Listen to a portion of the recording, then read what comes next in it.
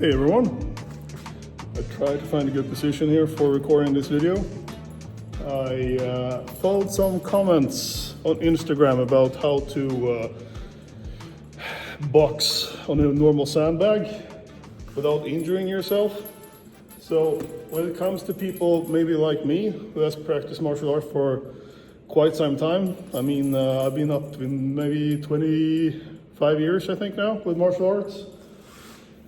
It's all about the routines without injuring yourself. So what I would recommend is going really slow. This is a 60 kilo, 2 meter long bag, which almost reaching the floor, basically. A lot of chains holding everything up. It's a bit empty on the upside here, which is fairly common for old bags. And it will bend depending on how much power you're putting into the sandbag. So what I was going to want to show you here is a normal straight punch, which is the most usual common when using your knuckles. And in this position here, you need to have a bit of a twisted angle, as you can see here maybe. So not like that.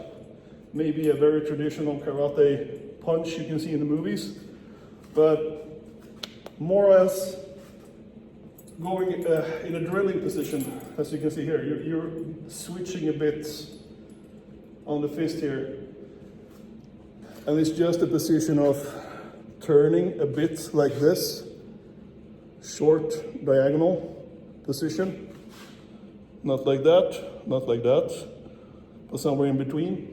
This is supposed to connect both the bones in your arm and in your hand at the same time without bending it over too much or overstraining yourself.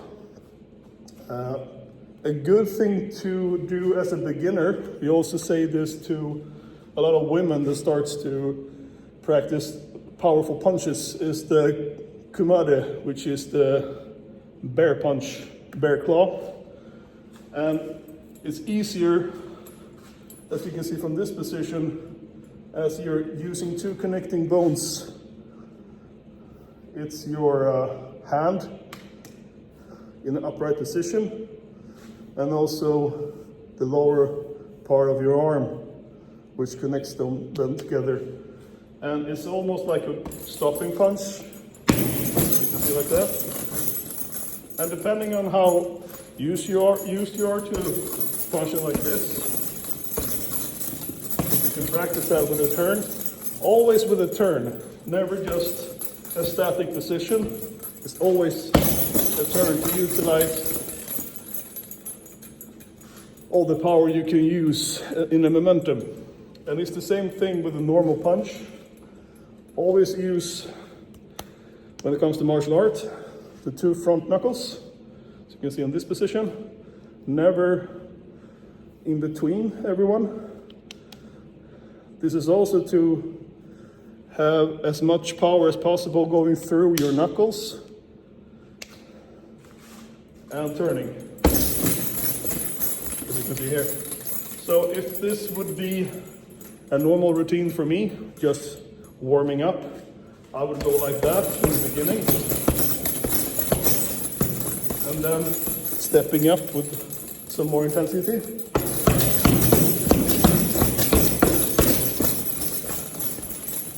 And you can also go from that into doing elbow punches, which is also very common in the rotation when you do martial arts.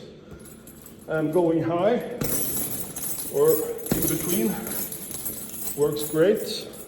It's the same thing here. You have to have a straight position. If you go a bit tilted, it doesn't do much. If you have a straight position, like this, and again with a turn, you get the full force using your body weight and the momentum of the punch. So these are three very basic things you can practice. And as you evolve with your warm-ups and techniques like this,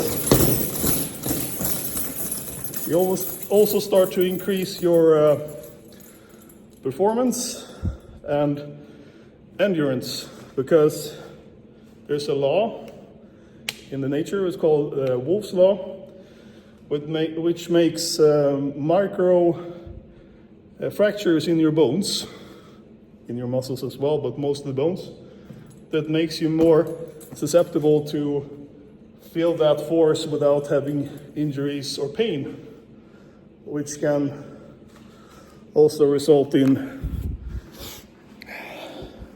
taking much more harder objects. For instance, this is a wooden wall. It's a bit flexy, I guess. You can push it here. But as you can see, my knuckles aren't destroyed or anything. But I can take that force into a wooden wall without breaking my hand. So that's that. I hope you learned something, and hopefully the martial art community will agree with me.